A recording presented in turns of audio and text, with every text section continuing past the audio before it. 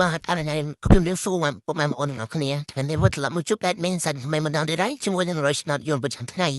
ថ្ងៃផងដែរគឺថ្ងៃទី26ខែ6ឆ្នាំ2026នៅបងប្អូនយ៉ាងไรអញ្ចឹង admin ចង់ដឹងថាបងប្អូនអាហារដែលបានយកទៅ admin ទៅសំណាងថ្ងៃទី25ហើយចូលឬក៏ក្បែរណាកុំភ្លេចជួយ comment ប្រាប់ admin ដើម្បីផងដើម្បី admin បានដឹងថាបងប្អូនពិតជាយកទៅមើល admin ទៅផ្សងសំណាងថ្ងៃថ្មីថ្ងៃ25ចឹងណាថ្ងៃ admin សូមបញ្ជាក់ផងដែរថា Red Bird admin គឺផុសមុនមួយថ្ងៃអញ្ចឹងបានថាផុសមុនដល់ផុសមក7ល្ងាចហើយបងប្អូនអាចយកផ្សងសំណាងថែមចឹងណាមុនមួយថ្ងៃណាហ្នឹងហើយអញ្ចឹង admin ទៅវិញគឺសូមពឹងបងប្អូនទាំងអស់គ្នាហ្នឹងតែមួយទេសូមពឹងបងប្អូនអូខេហ្នឹងជួយ subscribe admin ណាមួយមកសម្រាប់សមាជិកថ្មីហើយបើសិនជាបាន subscribe ហើយកុំភ្លេចស្ញានដល់ផងដើម្បីដល់ពេលដែល admin ផុសវីដេអូទៅគឺរត់ចូលទូរស័ព្ទបងប្អូនតែម្ដងចឹងណាហ្នឹងហើយតែបើសិនជាបងប្អូនបាន subscribe បានស្ញានដល់ហើយ admin សុំតែមួយទេគឺរកពេលដែល admin ផុសវីដេអូអូសូមបងប្អូននៅពេលនោះចុច like លើវីដេអូ admin អ្នកមួយដើម្បីជាកម្លាំងចិត្តដល់ admin ថាបងប្អូនពិតចូលចិត្តឬក៏បានមើលវីដេអូ admin ចឹងណានឹងឲ្យយកមក admin ទៅសោះបណ្ណាใช้ admin សម្បត្តិថាមកបើ admin มันบอกថាវាចូលទៅ100នេះវាមានចូលមានអត់ដែរហើយតែពីចាន admin មកគឺចូលបានច្រើនអ្នកដែលបានតាម admin គាត់ដឹងហើយ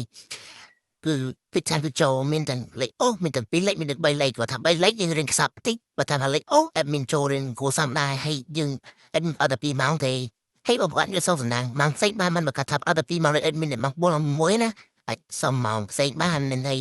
ម៉ោង8ម៉ោងថ្ងៃម៉ោងយប់អីចឹងណាហ្នឹងអូខេអញ្ចឹងឲ្យខាត់ពេលតើយើងចូលទៅកាន់ number របស់យើងតែម្ដងទៅសម្រាប់ number របស់យើងថ្ងៃនេះគឺទៅនៅថ្ងៃទី26ខែ6ឆ្នាំ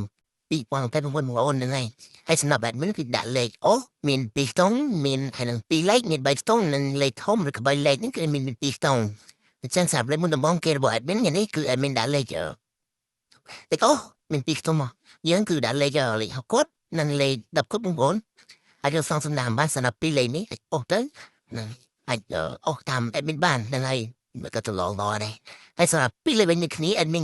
ដាក់លេខ39លេខ54និងលេខ88បងប្អូន